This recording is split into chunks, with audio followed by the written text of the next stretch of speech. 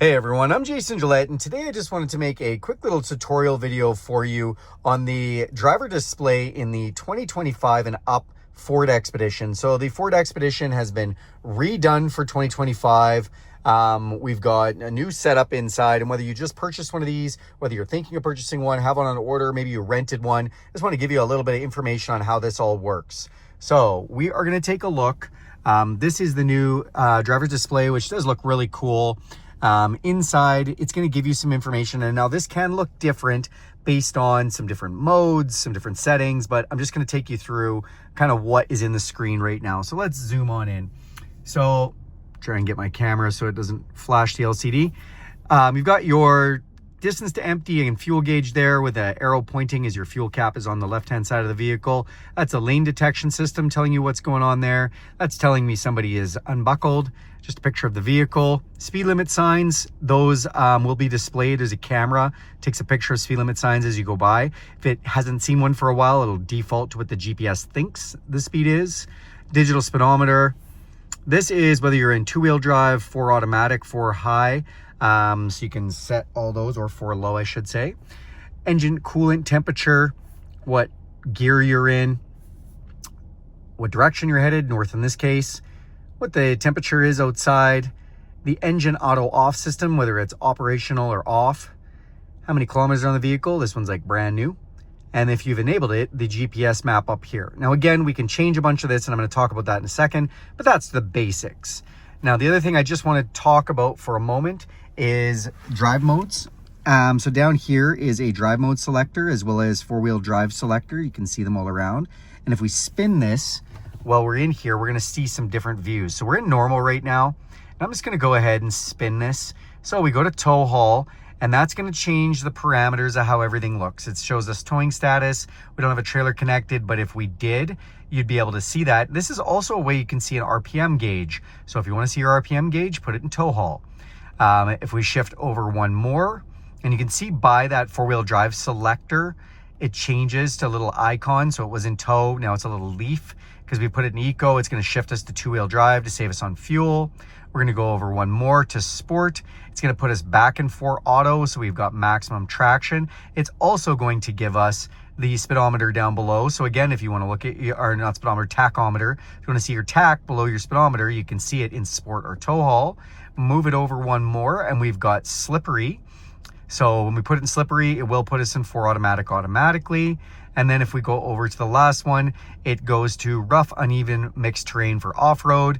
It shows us now some gauges for angle of approach, angle of descent, just all your angles, articulation and whatnot, and says off-road use only. And again, gives you the tach. So 3 of the modes give you the tach. The other cool thing when you put it in off-road is it enables your front camera to be used while you're driving down the trail, and these show you where your tires are headed. When you turn the steering wheel, they turn as well, which is pretty cool. So okay, so that's a little information on drive modes. I'm just going to go ahead and put it back in normal, you guys. For this video, we're going to run with it in normal. So I've given you most of the information that's in that screen, but I want to tell you, when you're in this screen, if you want to change some things, if we hit this button right here on the touch screen, this allows us to select what widget we have right there. So right now there's nothing. You can see I have none, but maybe I want fuel economy. I put fuel economy, that comes up. I hit gauges, we have gauges. I hit media. Now it tells us what we're doing. Right now we've got FM radio going. Off-road status, so I don't have to put it in off-road mode to have that come up. I can just have that come up when I want it to. Tire pressures, we can have this come up. Towing status, again, don't have to put it in tow mode.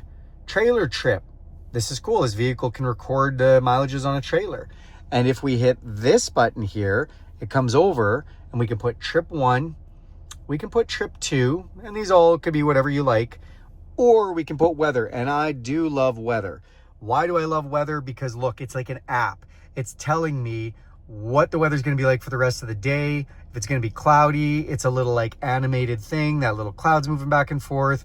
It tells me as I drive through from one city to the next, based on the geolocation, what the weather's going to be like. So I think the weather one's super cool, but you can put whatever you want there. Now, again, you can put nothing. I want to take you to this little menu button. When we press this, we then have some further options. We can hit COM mode.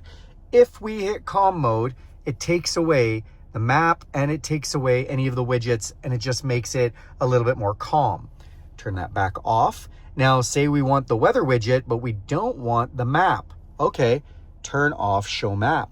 Now we don't have the map up all the time. Maybe you just don't need that up all the time. You don't want that, but you want your trip or you want your weather or whatever you want up there. So we can do that. The other thing that we can do is we can go into theme selection. There's 3 themes available right now: blue, copper, and green. So at night, you will see this hue change a little bit more. But to be honest, in the day, when I press these things and I change these things, I don't see a huge difference in the backlighting. I mean, it is there. It's a little bit coppery now. It was a little bit blue before, but it is subtle as subtle can be. Still, it's cool that they do it. And when we back out of here, you can also go into brightness level in this, and then you can adjust your brightness. You can get here from a couple different places. You can actually get there from the display setting in the settings menu as well. But again, just back to that widget menu, and you can kind of see what's going on with that. So I hope that gave you guys a pretty good understanding of what's happening in your driver's display. Do me a huge favor and click subscribe to this channel. If you want to see more content like this, just go ahead and hit that bell icon. You'll be notified every time I make a video. If you like this video, give it a big thumbs up. And if you have any questions about this content or want to see any other content like this, go ahead and throw that in the comment sections and I'll get to that right away. Thanks and have a great day.